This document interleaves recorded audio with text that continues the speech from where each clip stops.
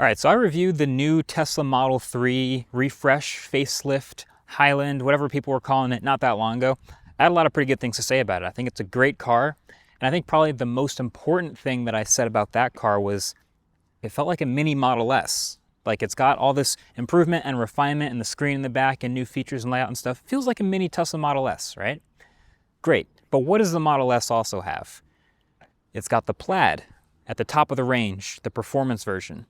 And so when we got this refresh, a lot of people were wondering, well, okay, what about the Model 3 Performance?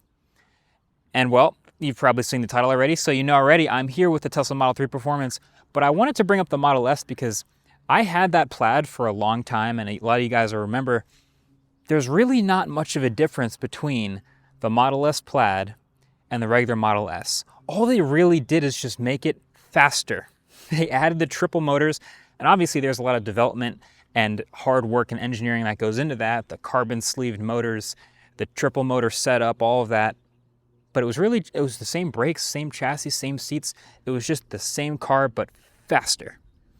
And so probably the biggest complaint that performance car enthusiasts could leverage over Tesla, actually it's not the biggest complaint, but one of the biggest complaints is that it's too similar between the super high-end performance version and the regular version.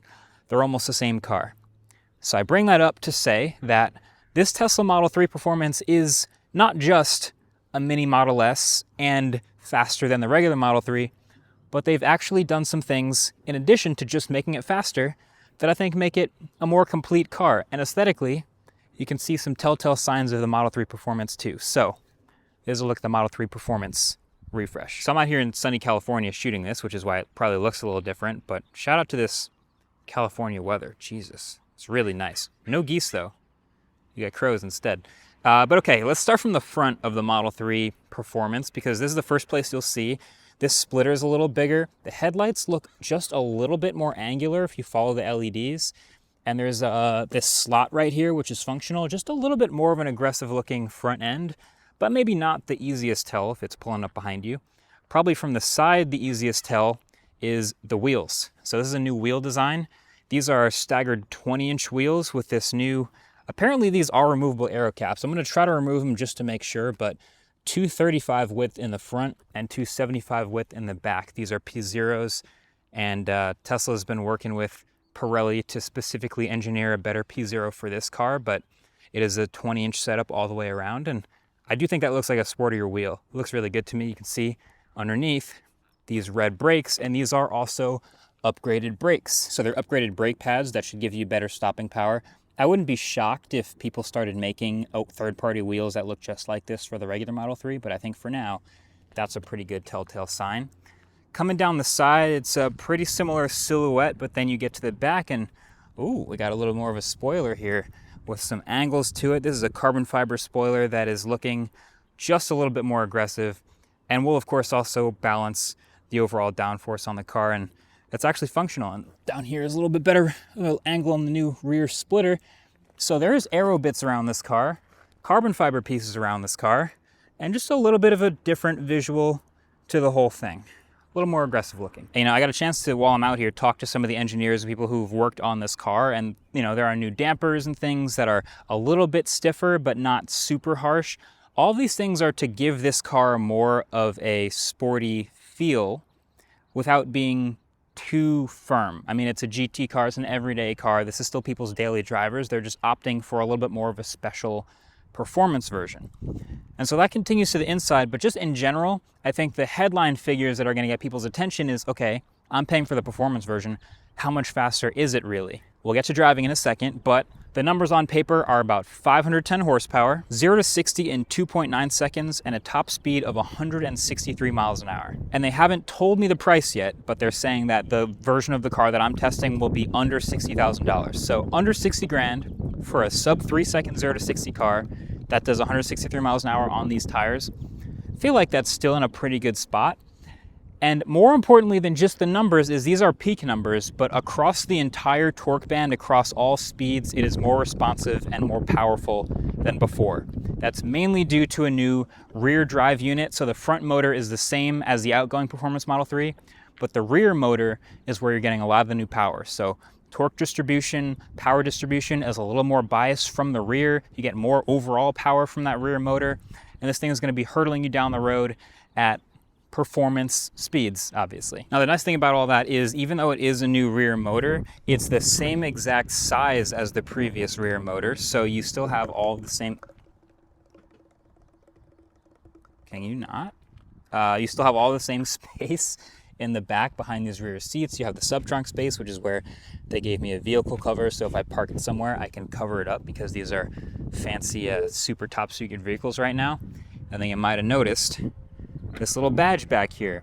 It's not a plaid badge, okay? Even though it looks just like a plaid badge. That's your ludicrous speed, or actually it's just called insane speed inside the car. So that is the new performance looking badge. They're saving plaid for specifically like the carbon sleeved rotors, triple motor setups. That's why the Cybertruck's not plaid, even though it's triple motor, it's not the carbon sleeved rotors. So it's just a really, really fast dual motor car. But it continues on the inside. So jumping in here, you wouldn't be shocked if I said the interior is again very similar, because a lot of things about this we really liked, but there's one really annoying thing, okay, that I'll get to. But you can see now there's a little bit more of a sporty trim. So this is a little carbon fiber dash right above the air vents, which are the same as usual.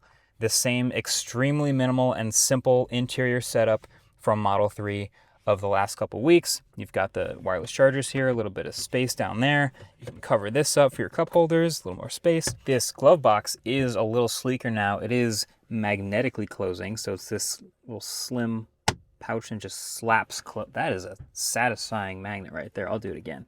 Not a lot of room, but shout out to the magnets. But hey, look, new seats.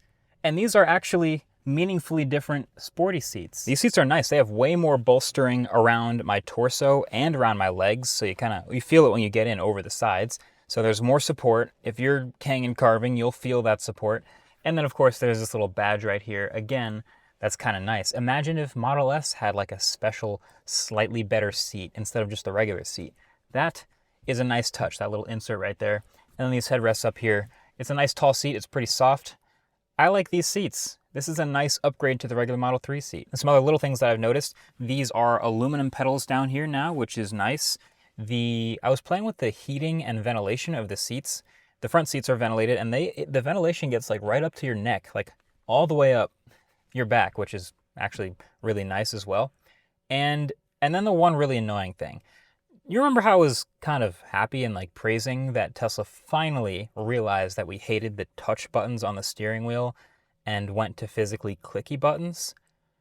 For some reason, this car that I'm driving has gone back to like these capacitive touch areas instead of being actually clicky buttons. Why? We've been over this. This is not what we want. We got the actual clicky buttons that we liked, and now you're going backwards to these capacitive buttons. Not the move. I don't know why they did this. It's obviously not a horn on the steering wheel anymore, which is good, but backwards on the steering wheel buttons, guys. I don't know why they did that. I do love this Alcantara in the dash and this nice little contour line here in the doors right underneath the LED lighting. Really overall, basically the exact same rear seat. So if I pop in here, you remember the mini Model S comments. It's gonna be the same. You still got this screen back here. You got left and right heated seats, but no heated middle. And behind my 6'3" driving position, it's Model 3 sized. You know, you'd be okay back here. But in general, if you're considering getting a Model 3 Performance, you're probably specifically the most curious about how it drives. So let's get into how it drives. Now look, I'm not gonna pretend to be Top Gear right now. I've only actually had a day with the car along with everybody else, and it's early, but what I have noticed in my driving around these Kangen roads and these fun streets is three main things. One, yeah, it's faster. It is zippier, and it's not just that it's higher peak torque and peak power, it's like 30% more peak power, but throughout the whole range, from low speeds, yeah, it launches, gets off the line quicker, and all the way up to highway speeds, your passing power, it's really, really quick, which is great. That's pretty obvious. Two, handling is better.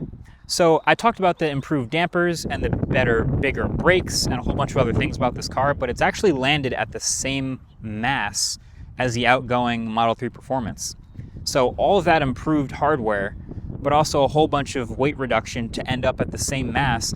And you can feel that. Like, it does still handle really nimbly. Model 3 has always been nimble, but this is even better with obviously the settings you can change in the car for steering.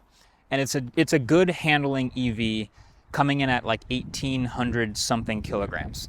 But last but not least is track mode. So if you get a Model 3 Performance, you will be getting track mode in your software where other Model 3s don't. And track mode looks a little something like this. You hit this icon right here, you go into Dynamics, and then you hit Customize, and here's your track mode settings. There's actually a couple presets they're considering. I don't know if these will all stay and make it to the final car, but this is the new UI for track mode, so you can dial in over or understeer or keep it neutral.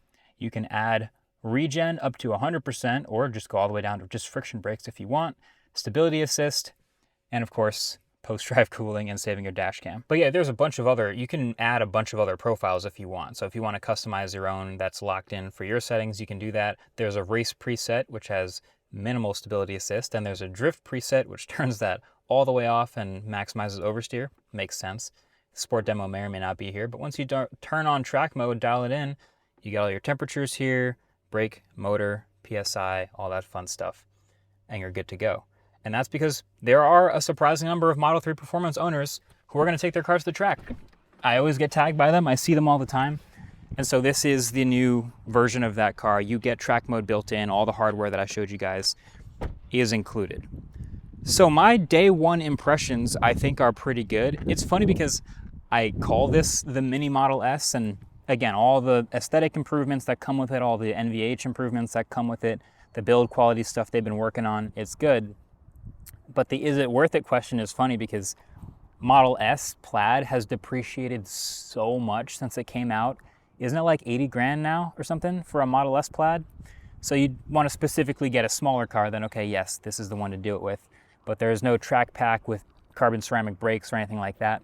I don't know. I'm just thinking of other 2.9 second cars, and this is right in that range, and I think this is a fun car. Even if you're still in the this is soulless camp, I get it, there's no noise, but this is a fun car. So that's my first impression. Anyway, let me know what you think of Model 3 Performance, and until the next one, catch you guys later. Peace.